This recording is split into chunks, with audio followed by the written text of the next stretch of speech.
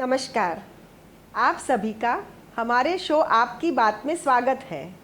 जैसा कि आप जानते हैं कि इस शो के माध्यम से हम भारत सरकार की जन कल्याणकारी योजनाओं पर चर्चा करते हैं। हम चाहते हैं कि सभी जागरूक बने और इन जन हितैषी स्कीमों का लाभ देश के सभी वंचित परिवारों तक पहुंचे और उनका जीवन स्तर सुधरे। यह शो शुरू करने के पीछे हमारा यही उद्देश्य है। इस शो के ज़रिए हम सरकार की जन कल्याण योजनाओं की पूरी जानकारी और उसके फायदे बताते हैं। इस शो में आज मैं सरकार की उस महत्वपूर्ण योजना के बारे में चर्चा करूंगी जो गांवों और शहरों में बसने वाले देश के करोड़ों गरीब परिवारों के जीवन का बड़ा सहारा बन रही है। जी हाँ, हम बात कर रहे हैं प्रधानमंत्री गरीब कल्याण योजना की, जो कोरोना महामारी और लॉकडाउन के घोर संकट में हमारे गरीब मजदूर और किसान भाइयों और बहनों के लिए संजीवनी साबित हुई। प्रधानमंत्री द्वारा प्रधानमंत्री गरीब कल्याण योजना PMGKY को दिसंबर 2016 में मनोनीत किया गया। 2020 की शुरुआत में कोविड-19 ने पूरे विश्व को चपेट में ले लिया था। भारत भी उसका शिकार बना और पूरे देश को करीब 3 महीने संपूर्ण लॉकडाउन में रखना पड़ा।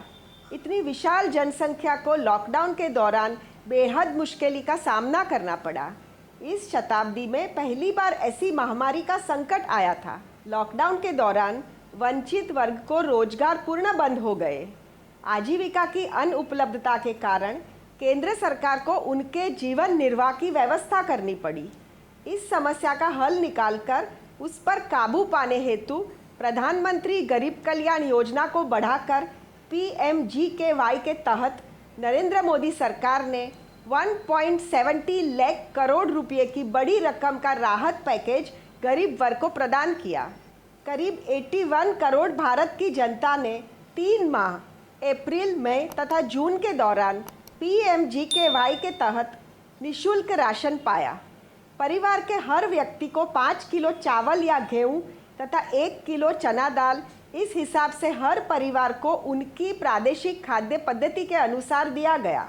अप्रैल के माह में 93%, मई में 91% तथा जून में 71% लाभार्थी को राशन दिया गया। 116 लाख मैट्रिक टन राशन की आपूर्ति केंद्र सरकार ने राज्यों को वितरण हेतु की। कोविड-19 समग्र विश्व के लिए अभूतपूर्व महामारी है। अभी कई देश में परिस्थिति दोबारा अनियंत्रित हो रही है। यही कारण है कि केंद्र सरकार ने PMGKY को नवंबर के अंत तक 5 माह के लिए विस्तार दिया। 80 करोड़ वंचित को 5 किलो चावल या गेहूं एवं परिवार को 1 किलो दाल का प्रावधान नेशनल फूड सिक्योरिटी एक्ट के तहत किया गया। पहले दिए गए राशन के अतिरिक्त ये व्यवस्था की गई। PMGKY का विस्तार करने से केंद्र सरकार को कोष को 90,000 करोड़ का अधिक खर्च भुगतना पड़ा। केंद्र सरकार का कुल खर्च 1.5 लाख करोड़ से भी अधिक हुआ।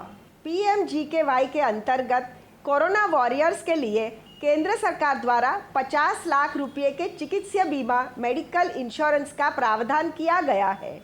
इसके लाभार्थी में सफाई कर्मचारी, वार्ड बॉय, नर्स, आशा वर्कर, चिकित्सा सहायक, डॉक्टर्स, टेक्नीशियन तथा स्पेशलिस्ट का समावेश है। ऐसे 22 लाख आरोग्य कर्मचारी इस योजना के लाभार्थी बने हैं। भारत सरकार ने PMGKY के लाभार्थियों को 3 महीने मुफ्त LPG सिलेंडर की व्यवस्था दी थी। 8 करोड़ लाभार्थियों को इस सुविधा का लाभ मिला। 20.40 करोड़ महिलाओं के जनधन खाते में सरकार ने PMGKY के अंतर्गत 500 रुपये की राशि लॉकडाउन के दौरान 3 महीने तक पहुंचाई। हर माह 15,000 से कम आजीविका कमाने वाले श्रमजीवी को केंद्र सरकार PMGKY के अंतर्गत 24% मासिक पगार PF खाते में दी गई। 3 माह तक 1,000 रुपये की राशि वृद्ध, विधवा तथा दिव्यांग के खाते में इस योजना के तहत पहुंचाई गई। विपरीत प्रवासी कामगार, जिसे हम रिवर्स माइग्रेंट वर्कर कहते हैं और जो महामारी के कारण अपने प्रदेश में वापसी कर गए थे, उनकी जीविका PMGKY के तहत सुनिश्चित करने हेतु मोदी सरकार ने एक महत्वाकांक्षी अभियान का आयोजन किया। इस मिशन का उद्देश्य प्रवासी श्रमजीवी एवं ग्रामीण जनता को अपने ही प्रदेश में रोजगार देना है।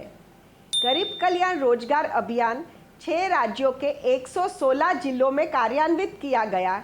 25,000 से अधिक प्रवासी मजदूर की जनसंख्या वाले जिलों को चयन कर इस अभियान में लिया गया है।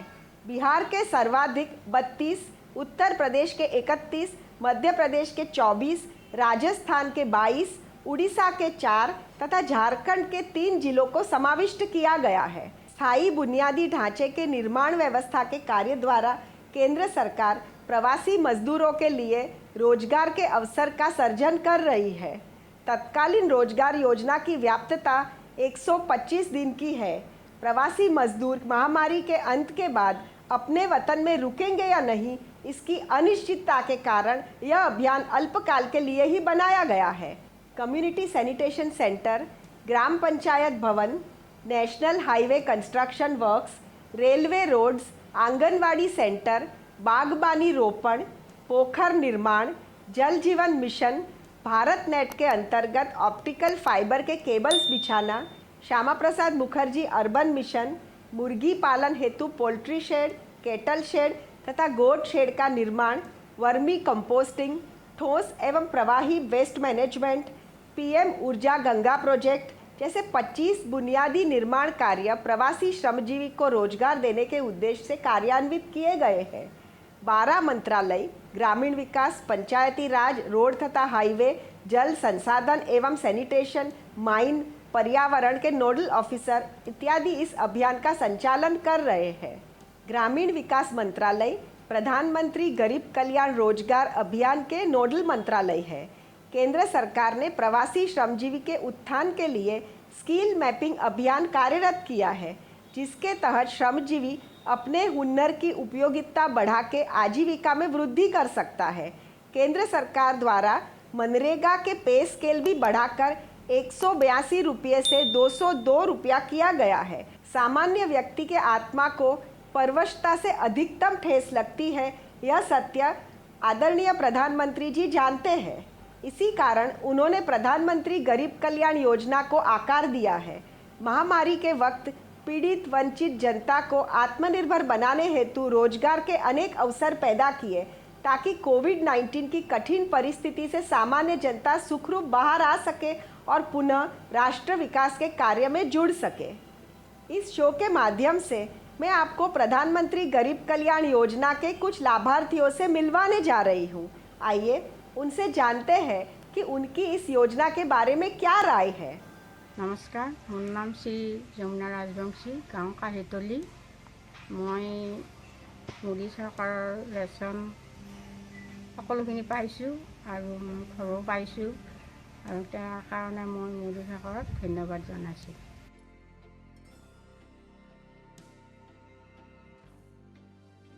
నా పేరు పద్మ. కరోనా వచ్చి భయపడిపోయాం, చాలా భయం వేసింది. ఎలా బతకాలో ఏంటి తెలియదు సార్. మాకు మోదీ గారు చాలా సాయం చేశారు. జీరాకం అంటే 500 3 నెలలు పడ్డాయి సార్ మాకు. అలాగే నాకు నెలకు 2 సార్లు కోట పడ్డాయి సార్, మాకు ఇచ్చారు కోట. ఎప్పుడు మోదీ గారు మాకు అండగా ఉన్నారు. చాలా చాలా ధన్యవాదాలు సార్. Thank you sir. మళ్ళీ మళ్ళీ మీరే రావాలి మన ఆంధ్రప్రదేశ్కి, బీజేపీ రావాలి మనకి. ఎప్పుడు బీజేపీ మనకు తోడు ఉండాలి. చాలా చాలా ధన్యవాదాలు సార్ మీకు.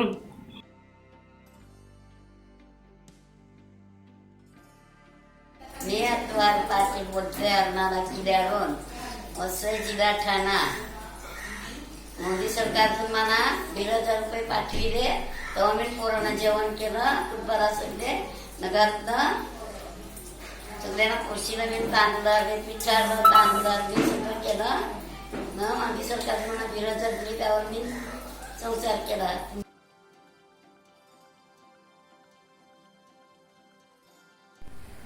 नाताल चंद्रकांत परब. मी राहणार अर्नाला कोळीवाडा, वसई जिल्हा ठाणे. मला मोदीने 500 रुपये पाठवले. त्याच्यानंतर माझा घर खर्च चालवला. मला 1,500 रुपये मोदीने दिले. मी जाऊन बँकेतना काढले.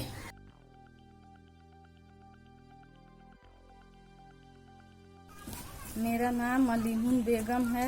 मैं सोनारी समिति से बोल रही हूँ। जो लॉकडाउन में 500 रुपया मिला था, भारत सरकार को, नरेंद्र मोदी को धन्यवाद बोलती हूँ।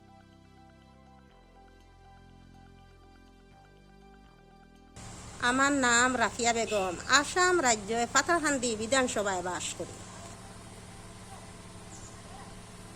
আমি মোদিজি সরকারের গ্যাস সিলিন্ডার পাইয়া খুব আনন্দিত হয়েছি। আমি মোদি সরকারকে ধন্যবাদ জানাই।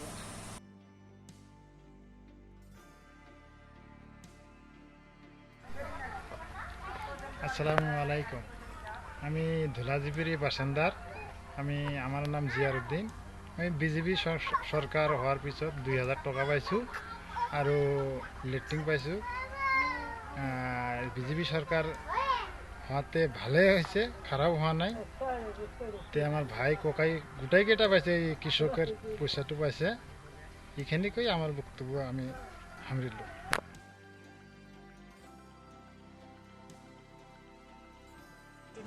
নমস্কাৰ, মোৰ নাম শ্ৰী দুৰ্লভ নাথ।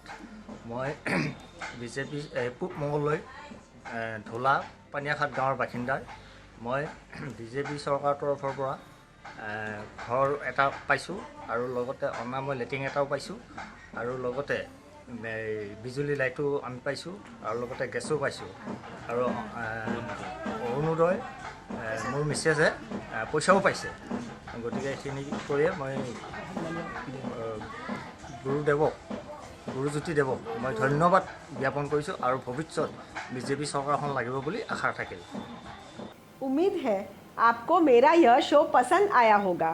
मैं चाहती हूँ कि आप सभी तक यह वीडियो पहुँचाकर सरकार की जन कल्याण योजनाओं के बारे में पूरे देश में सभी को जागरूक करें, ताकि हर वंचित देशवासी इन योजनाओं का लाभ उठाकर अपना जीवन सुधार सके।